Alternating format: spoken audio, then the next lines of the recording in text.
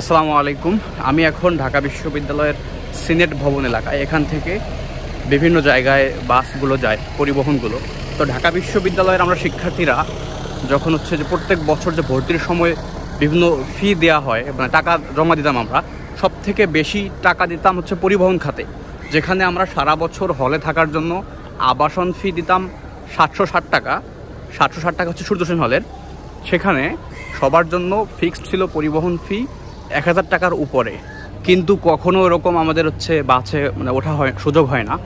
মানে যদি বলি 1000 যে 20 টাকা বা 1060 টাকা এরকম দেওয়া হয় সম্ভবত, তো সেই টাকাটা কখনো নর্মালি আমরা খরচ করি না। তো মাঝে মাঝে অবশ্য আবার যাওয়া হতো বিভিন্ন জায়গায় ঘুরতে গেলে, যেমন আজকে আমি নরসিংদী যাব। তো নরসিংদীর বাসে করে ওয়ারি বটেশ্বর বাসে করে আমি এখন নরসিংদী যাব। মোটামুটি নরসিংদী অনেক দূর, এবং এই দূরের জায়গাটাও তারা বাসে করে ইজিলি যেতে পারে। কিন্তু দুর্ভাগ্যজনকভাবে ওয়ারি বটেশ্বর বাসটি আজকে সিনেট ভবন এলাকা থেকে না গিয়ে শহীদ মিনার এলাকা থেকে ছেড়ে যাবে। সোহরাওয়ার্দী উদ্যানে হেফাজতে ইসলামের প্রোগ্রাম থাকার কারণে ক্যাম্পাসে সৃষ্টি হওয়া আজকের এই যানজটকে এড়ানোর জন্যই মূলত এই শিডিউল বিপর্যয়। তো বিশেষত থেকে রিক্সা নিলাম, যদিও ফুলা রোডের মাথায় গিয়ে রিক্সা থেকে নেমে যেতে হয়েছে জ্যামের কারণে। তো এখন যে রাস্তাটি আপনারা দেখতে পাচ্ছেন, এই রাস্তাটি ঐতিহাসিক ফুলার রোড। ঐতিহাসিক হবে না, হবে এটা প্রেমাতিহাসিক ফুলার রোড। প্রেমাতিহাসিক বলতে ঢাকা শহরের মধ্যবিত্ত প্রেমিকদের জন্য দুইটি যে বিখ্যাত রোড আছে, একটি বেইলি রোড আর একটি এই ফুলার রোড।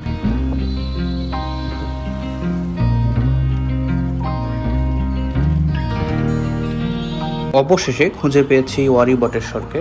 এটা এখন আছে শহীদ মিনারের অপোজিটে।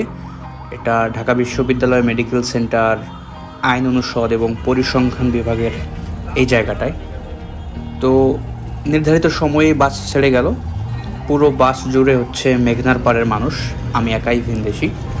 ভালোই লাগছিল।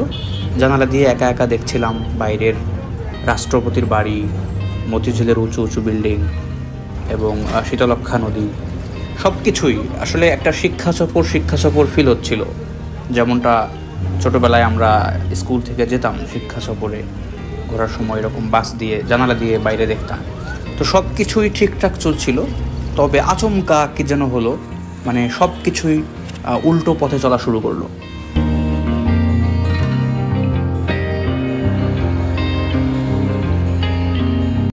এখন আছি আমরা দক্ষিণ নোয়াপাড়া, রূপগঞ্জ, নারায়ণগঞ্জের দক্ষিণ নোয়াপাড়ায়। কারণ আমাদের ঢাকা বিশ্ববিদ্যালয়ের চাকা নষ্ট হয়ে গেছে। ঢাকা বিশ্ববিদ্যালয়ের বাসের চাকা নষ্ট হয়ে গেছে। এটা চেঞ্জ করা হচ্ছে, এর জন্য একটা শর্ট বিরতি। যারা অ্যাডমিশন টেস্ট দিবে কিংবা এখন এইচএসসি লেভেলে আছে, যারা কিনা ঢাকা বিশ্ববিদ্যালয়ে পড়ার স্বপ্ন দেখে কিংবা লাল বাসের প্রতি যাদের একটা ফ্যাসিনেশন আছে, তারা আমি নিশ্চিত এই ভিডিও দেখে তারা কষ্ট পাবে যে লাল বাসও এরকম অবস্থা হতে পারে আর কি। এই পেছনে দক্ষিণ নোয়াপাড়া কবরস্থানটা খুবই সুন্দর, ভেতরটা আরও সুন্দর। কিন্তু কথা সেটা না, কথা আমাদের 1 ঘন্টা পার হয়ে গেল, কিন্তু এখনও আমাদের বাসের চাকা ঠিক হয়নি। তারপর আরও কিছু সময় কেটে গেল চা পান, মেঘনার পাড়ের মানুষদের সঙ্গে গল্প করতে করতে এবং এই পাখিটির সঙ্গে। পাখিটির নাম মিঠু।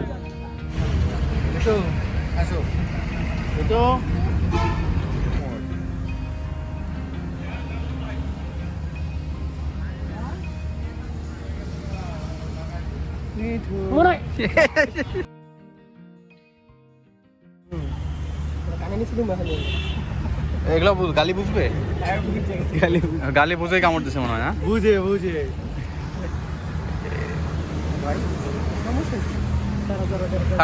থাক। প্রথমে সিনেট ভবন থেকে বাস ছাড়লো না, তারপর মাঝখানে 1.5 ঘন্টা বাস নষ্ট হলো বা চাকা চেঞ্জ করলো। এটাও কোনো কিছু না, এ পর্যন্ত সবই খুবই স্বাভাবিক ঘটনা। এখন সামনে যেটা হবে সেটা যে হেফাজতে ইসলামের প্রোগ্রাম থাকার কারণে সোহরাওয়ার্দী উদ্যানে সারা দেশ থেকে যে হেফাজতে ইসলামের মানুষজন আসছিল, যার কারণে এই যে 2 ঘন্টা বা 2.5 ঘন্টা যে জার্নিটা এই লাল বাসে করে নরসিংদীর পথে, এই 2.5 ঘন্টা জার্নি লেগে যায় টোটাল 6 ঘন্টারও বেশি সময়। এবং সব শেষে যেটা হয় যে হঠাৎ করে ঝড় বৃষ্টি শুরু হয়, হঠাৎ করে ঝড় বৃষ্টি, অচেনা একটা জায়গা এবং আমার চোখে চশমা। তো চিন্তা করেন যে হঠাৎ ঝড় বৃষ্টির মাঝে একটা জায়গা, আমি অন্ধকার, চিনি না, একদম অন্ধকার পুরো, সেখানে আমি নামলাম ঝড় এবং বৃষ্টির মাঝে। মানে আমার ফিল হচ্ছিল যে আমি কেন আজকে বেরোলাম। এখন আছি হচ্ছে সৃষ্টিগড়ে, শিবপুরের সৃষ্টিগড় গ্রামে। সৃষ্টিগড় গ্রাম না বন্ধু? আচ্ছা, সৃষ্টিগড়ে আছি এখন। গতকালকে হচ্ছে যেখানে আমাদের পৌঁছানোর কথা ছিল আমার 4টার সময়, সেখানে পৌঁছেছি আমি 8টার দিকে জ্যামের কারণে, এবং প্রচুর ঝড় বৃষ্টির কারণে বিদ্যুৎ ছিল না, সারা রাত ফোনে চার্জও ছিল না। এখন হচ্ছে একটা গ্রাম, এই সুন্দর সৃষ্টিগড় গ্রামের মধ্য দিয়ে হেঁটে যাচ্ছি। মনে হচ্ছে যে দুপাশে হচ্ছে অরণ্য, মানে বিভূতিভূষণ বন্দ্যোপাধ্যায় সেই উপন্যাসের গ্রামগুলোর মতো মনে হচ্ছে। আজ থেকে প্রায় 150-200 বছর আগে যেরকম গ্রাম ছিল, জনমানবহীন গ্রাম, নির্জন গ্রাম, এরকম দুপাশে হচ্ছে শুধু গাছপালা, অরণ্য, জঙ্গল, উঁচু নিচু, লাল মাটি, মাঝে মাঝে দু একটা করে মাটির ঘর দেখা যায়, এবং মাঝখানে রাস্তা। আমরা হেঁটে যাচ্ছি এবং এখানে গাছগুলো অনেক বড় বড়, জলপাই গাছ, কাঁঠাল গাছ, তারপর হচ্ছে সব গাছ, লটকন গাছ, সব বড় বড় গাছ। হ্যাঁ, মানে একদম সত্যিকার অর্থে যে গ্রাম যেরকম ছিল, এখন তো হচ্ছে এরকম গ্রাম পাওয়া যায় না, সব এখন শহর হয়ে যাচ্ছে। কিন্তু এই আমাদের মানে এখন যেখানে আছি, এখানে সত্যিকার অর্থে একটা গ্রামের ফিল পাওয়া যায়। যদিও রাস্তাটা হচ্ছে পিচ ঢালা রাস্তা, উন্নত রাস্তা, একটু শহুরে ছোঁয়া পেয়েছে, কিন্তু মানে গ্রামের যে অবকাঠামোটা, এটা এখনো পরিবর্তন হয়নি। এই যে এদিকে হচ্ছে যে মাটির ঘর একটা, এরকম একদম হচ্ছে নির্জন গ্রাম বলতে পারেন। সুন্দর একটা ফিল পাওয়া যায় গ্রামের। আর মানুষজন কম, বাড়িঘর কম, শুধু গাছপালা। দোতলা কি মাটির বাড়ি? মাটির দোতলা বাড়ি আছে এদিকে একটা, এখানে হচ্ছে মাটির একটা দোতলা বাড়ি আছে, এখান থেকে দেখা যাবে না।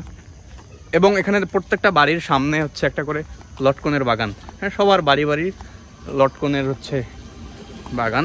মনে হচ্ছে কোনো বান্দরবানের অথবা কোনো একটা পাহাড়ি জায়গায় আছি। সুন্দর, আসলেই সুন্দর একটা গ্রাম এখনও এরকম হয়, এবং মানুষজন বাস করে এরকম গ্রামে। এই যে রাস্তাটা সুন্দর হওয়ার কারণে, মানে ভালো হওয়ার কারণে যানবাহন চলে, রাস্তাটা হচ্ছে ব্যস্ত মনে হচ্ছে। একটু পরপর হচ্ছে বিভিন্ন সিএনজি যাচ্ছে, অটোরিকশা যাচ্ছে, কিন্তু এই যে অরণ্যের যে ব্যাপারটা, গাছপালার যে ব্যাপারটা, এটা খুব ভালো লাগে। এখন তো এত বেশি গাছ দেখাই যায় না। আমাদের ওদিকে গ্রাম, কুড়িগ্রামের মতো জায়গায় হচ্ছে একদম অনেক দূরের বিচ্ছিন্ন কোনো গ্রামেও এরকম গাছপালা এখন দেখা যায় না। বড় বড়, এটা হচ্ছে কাঁঠাল গাছ, জলপাই গাছ, এই গাছগুলো এত বড় বড় আমাদের ওখানে আমি দেখি নাই। যে এখন হচ্ছে আর একটা সুন্দর জায়গায় আসছি আমরা, যদি দেখাই আপনাদেরকে। এখানে 3টা ব্রিজ এখান থেকে দেখা যায়। এই যে আমার বন্ধু সোহাগ, মালটাকে অনেকেই আপনারা চিনে থাকবেন।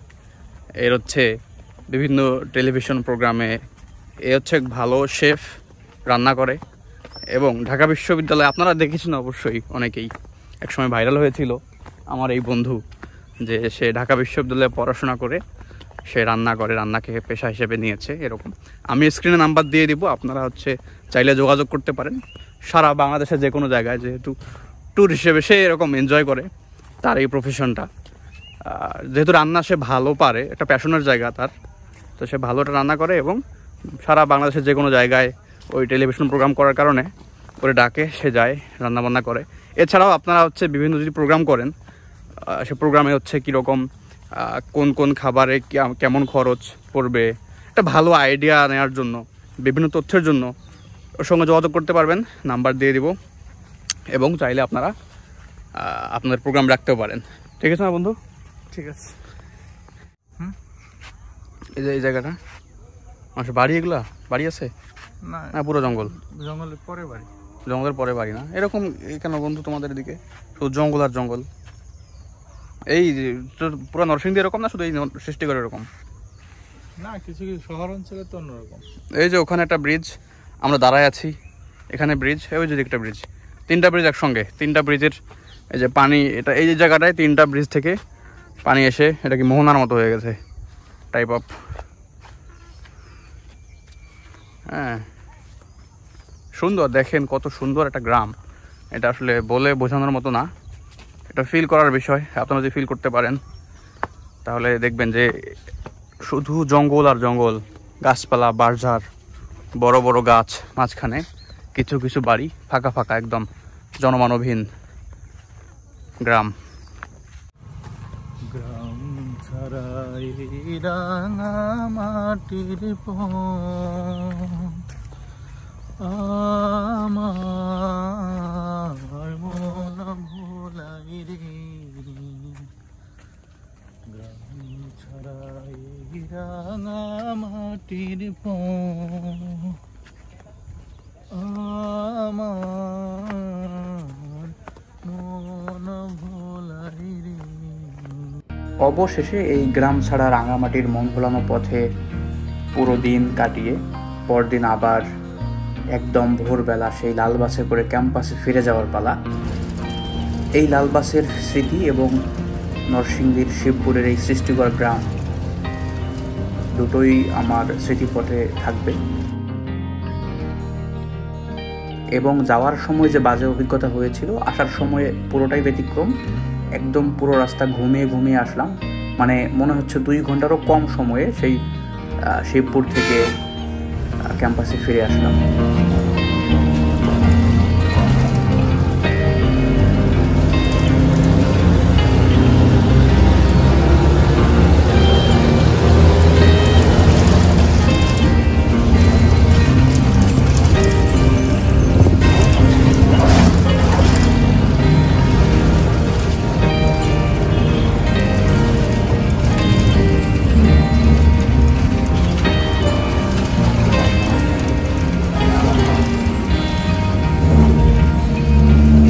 অবশেষে পৌঁছে গেলাম যেখান থেকে গিয়েছিলাম সেখানেই, পেছনে ভিসি দপ্তর।